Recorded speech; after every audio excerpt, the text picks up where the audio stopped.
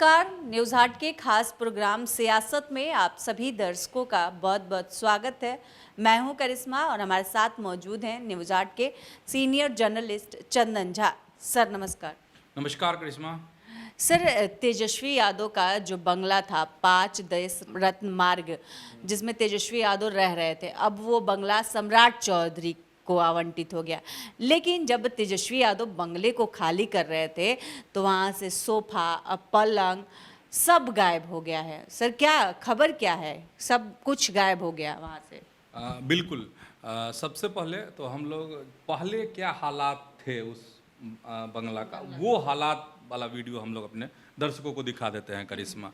अब क्या हालात हैं, मतलब 2 दिन पहले तेजस्वी यादव ने उस आवास को खाली किया है, तो आखिर अब उसका हालात क्या है दर्शकों को जानना और समझना जरूरी है ना। नहीं तो दोनों पहले चमचमा रहा है, अब क्या हाल है वो देख लीजिए।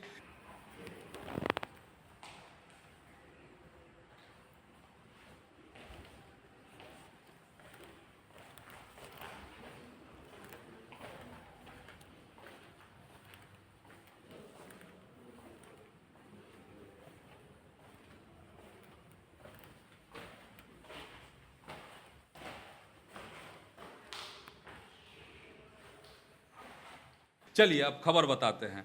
खबर ये है कि घमासान है। तेजस्वी यादव ने जो उप मुख्यमंत्री वाला बंगला था उनका, और पता बता ही दी हो तुम, नहीं 5 देश रत्न मार्ग पर उनका आवास था। तो वो अब आवास जो है, जो अभी वर्तमान में उप मुख्यमंत्री हैं, तो वर्तमान में 2 उप मुख्यमंत्री हैं, विजय सिन्हा भी हैं और सम्राट चौधरी भी है, लेकिन तेजस्वी यादव वाला जो आवास है वो आवंटित किया गया है सम्राट चौधरी को। इसकी भी अपनी एक कहानी है, लेकिन उस कहानी पे नहीं जाते हैं, क्योंकि चर्चा में आज खबर यही है कि वहाँ से टोटी उखाड़ ली गई है। तमाम जो जिम में जो लगे हुए थे उपकरण, जिससे शायद तेजस्वी यादव एक्सरसाइज करते थे, नहीं वो सब गायब है। मतलब आरोप और प्रत्यारोप का दौर शुरू हो गया है। ठीक है, बीजेपी ने इस पर करारा वार किया है और कहा है कि देखिए पहले क्या हालात थे, अब जो है जब आवास खाली किया गया है तो सब कुछ जो है, यहाँ की नल की जो टोटी होती है वो भी उखाड़ कर ले गए तेजस्वी यादव। ये आरोप लगाया है बीजेपी ने, भाजपा ने। अच्छा, और इसमें क्या क्या गायब हुआ है, ये जैसे कहा जा रहा है, जो आरोप है कि बेसिन गायब हो गया है, एसी खोल लिया गया है, हाँ पलंग गायब हो गया है, और जिम वाली बात तो हम बता ही, तो लिस्ट भी मांगी जा रही है। बिल्कुल लिस्ट नहीं, बीजेपी ने पहले ही कहा था, ये बाद में पलटवार हुआ है आरजेडी की तरफ से। पलटवार वाली बात भी बता देते हैं। बीजेपी ने कहा है जो विभाग के द्वारा जो चीज़ें आवंटित की गई थी उसकी लिस्ट अब जारी की जाएगी कि आखिर क्या क्या सामान था, हाँ इसमें था, क्या क्या चीज़ें लगाई गई थी, क्या क्या गायब हुआ, हाँ क्या क्या गायब हुआ है, विभाग की तरफ से क्या क्या चीज़ें थीं। इसका पलटवार हुआ है आरजेडी की तरफ से, और आरजेडी ने कहा है कि बीजेपी चाहती है कि तेजस्वी यादव ही सब कुछ लगवा देते। ये तो उसका कहना इसी पर है। अब दोनों का लिस्ट देख लेते हैं, इधर से बीजेपी क्या लिस्ट जारी करती है विभागीय, और ये कह रहे हैं कि सब तेजस्वी यादव का था। मतलब ये है करिश्मा इस खबर में कि घमासान जो है हो गया। हाँ, डिप्टी सीएम के आवास को लेकर घमासान शुरू हो गया है। और ये घटना जो है यूपी की याद दिला रही है। यूपी की याद, मतलब अपने दर्शक जो हैं ध्यान में होगा ही कि जब अखिलेश यादव चुनाव हार गए थे और उन्होंने जब सीएम हाउस खाली किया था अपना, तो यूपी में लखनऊ वाला, तो क्या हुआ था उस समय में, इसी तरह की जो चीज़ें हैं तस्वीरें देखने को मिली थी। और उस समय भी खूब शोर जो है बीजेपी वालों ने मचाया था कि देखिए टोटी उखाड़ कर ले गए, टोटी उखाड़ कर ले गए। एक बार कुछ इसी तरीके से बिहार में देखने को मिल रहा है, और तेजस्वी को भी उसी तरीके से लपेटने की कोशिश हो रही है भाजपा के द्वारा, जदयू के द्वारा।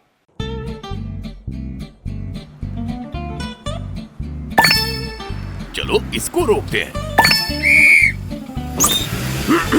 रुको रुको, गाड़ी साइड में लो। आरसी और लाइसेंस दिखाओ। बिना आरसी और लाइसेंस के गाड़ी नहीं चला सकते। अरे सर, ये यू बाइक्स है, इसको आरसी लाइसेंस और पीयूसी नहीं लगता। अरे वाह।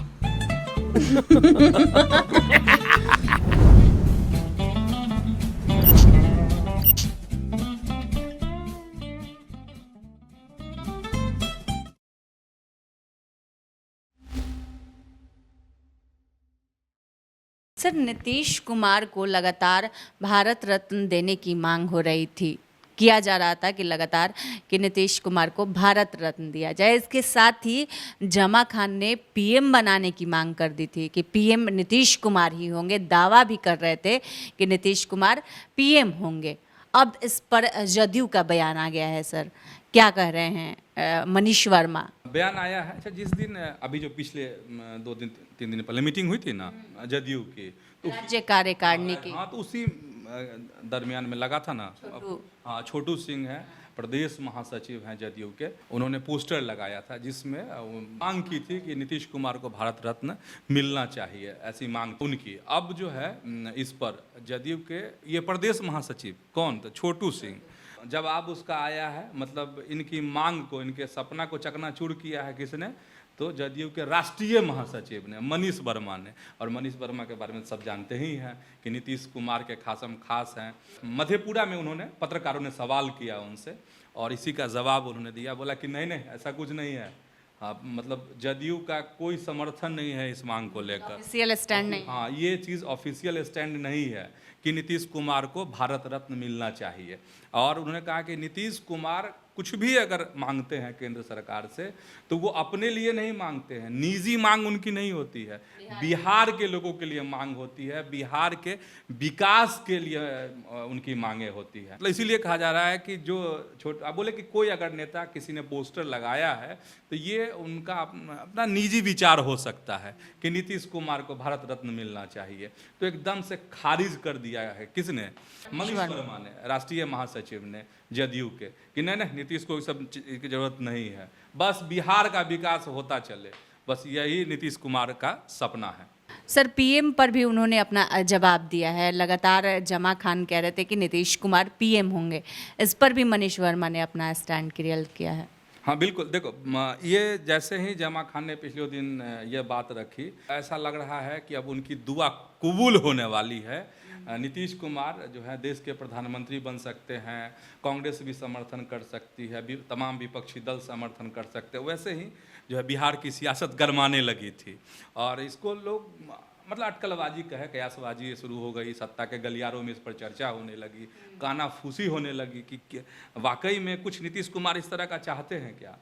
तो अब चीज़ें स्पष्ट, अगर मनीष वर्मा कुछ कह रहे हैं तो उन्होंने तो सिरे से खारिज कर दिया है इस बात को भी। तो उससे मतलब लग गया है कि एक जो कयासबाजी शुरू हुई थी, मतलब नीतीश कुमार का दिल्ली जाना, फिर उधर से आना तो एकदम मौन रहना, फिर इस तरह के जो अभी पोस्टर का हम लोग जिक्र कर रहे थे, फिर जमा खान के बयान, तो इन सब चीज़ों पे जो मतलब जो कयासबाजी शुरू हुई थी उस पर विराम लग गया। हाँ, एकदम फुल स्टॉप। पनोरमा ग्रुप, जो सोचता है वो करता है। प्लान फॉर जॉब मामले को लेकर आज लालू प्रसाद यादव, तेजस्वी यादव, तेज प्रताप यादव की भी पेशी हुई थी। उस मामले में क्या कुछ हुआ सर, क्या अपडेट है? खबर यही है कि बड़ी राहत है लालू प्रसाद को भी, तेजस्वी यादव को भी और तेज प्रताप यादव को। और इस मामले में तेज प्रताप पहली बार इस लपेटे में आए थे, नहीं कोर्ट में उन्हें पेश होना पड़ा है। और ये जो मामला है ईडी का है, प्रवर्तन निदेशालय का जो मामला है उसमें वो मामला है। हालांकि जो सीबीआई वाला जो केस है उसमें पहले ही लालू प्रसाद को भी, मीसा भारती को भी, राबड़ी देवी को भी पहले से जमानत मिली हुई है। तो एक बड़ी राहत जो है फिर से लालू परिवार को मिली है राहत, और 25 अक्टूबर को इस मामले की फिर सुनवाई होगी। हालांकि तेजस्वी यादव जब कोर्ट में पेशी हुई, इसके बाद जब बाहर निकल रहे थे तो पत्रकारों ने, मीडिया के साथियों ने बहुत सवाल किए, तो उसका जवाब भी दिया तेजस्वी ने और कहा कि ये सब मनगढ़ंत है, जो एजेंसी है केंद्र सरकार की उसका दुरुपयोग जो है किया जा रहा है, केस में दम ही नहीं है, हम लोगों की जीत होगी। तो इस तरीके से तेजस्वी यादव ने जो है वार किया किस पर, तो केंद्र सरकार पर। देखिए, जमानत मिली है, न्यायालय पे पूरा भरोसा है। राजनीतिक षड्यंत्र के हिसाब से मुकदमे किए जा रहे हैं, लेकिन इस केस में कोई दम नहीं और न्यायालय जो है न्याय करेगी। और हम लोग संघर्ष करने वाले लोग हैं। जिस प्रकार से एजेंसियों का दुरुपयोग किया जा रहा है, देश की जनता देख रही है और जनता की अदालत में भी हमारी को न्याय मिलेगा और न्यायालय में भी न्याय मिलेगा। तो हम लोग पूरी तरीके से संघर्ष करने वाले लोग हैं और हम लोग की जीत तय है। पनोरमा ग्रुप, जो सोचता है वो करता है। सर, सिद्धारमैया के इस्तीफे की चर्चा चल रही है, क्यों? कांग्रेस ने भी कह दिया है कि इस्तीफा देंगे, क्या है पूरा मामला सर? हाँ, पूरा मामला बताते हैं। ये नेशनल सियासत भी कभी कभी समझना चाहिए। नहीं, देखिए, ये मामला है मूडा का। कर्नाटक की ये खबर है और आप सभी जानते ही होंगे कि सिद्धारमैया जो हैं मुख्यमंत्री हैं कर्नाटक के। और मामला है मैसूर शहरी विकास प्राधिकरण, जिसको शॉर्ट फॉर्म में मूडा कहा जाता है। और इसमें घोटाले हुए हैं और इन पर मुख्यमंत्री जो सिद्धारमैया हैं कर्नाटक के, उन पर आरोप लगे, उन पर केस जो है दर्ज हुआ है और वो सियासी परेशानी में हैं वाकई में। मतलब विपक्ष तो हमलावर हैं ही। उनकी पार्टी जो है कांग्रेस, उससे वो भी, कांग्रेस के नेता भी मुखर हो रहे हैं। अभी जो बयान आया है जिससे एक बड़ी अटकलबाजी वहाँ शुरू हो गई है वहाँ की सियासत में, वो है कर्नाटक इकाई के अध्यक्ष हैं BY विजेंद्र। उन्होंने दावा किया है कि दशहरा खत्म होने के बाद सिद्धारमैया इस्तीफा दे देंगे। इसके बाद वहाँ की जो राजनीति है वो हाँ एकदम गर्मा गई है, उबल रही है। और इधर जनता दल सेकुलर के नेता हैं और केंद्रीय मंत्री HD कुमारस्वामी बयान दिया है और उन्होंने कहा है कि बहुत जल्द जो है कर्नाटक में विधानसभा के चुनाव होंगे। 2028 तक इंतजार करने की ज़रूरत नहीं है। अच्छा, दर्शकों को ये भी बता देते हैं कि पिछले साल ही वहाँ पर चुनाव हुआ था मई में, और मई में मुख्यमंत्री बने थे सिद्धारमैया। और कांग्रेस में भी वहाँ ज़बरदस्त कला है। अब देखते हैं क्या होता है, लेकिन परेशानी में तो हैं जो सिद्धारमैया हैं कर्नाटक के मुख्यमंत्री। तो आज के इस वीडियो में इतना ही। आगे की खबरों के लिए आप हमारे चैनल न्यूज़ 8 को सब्सक्राइब कर लें। अगर फेसबुक पर देख रहे हैं तो पेज को लाइक करना न भूलें। हमारी वेबसाइट है news8.com, उसे भी ज़रूर विजिट करें। धन्यवाद। पनोरमा ग्रुप, जो सोचता है वो करता है।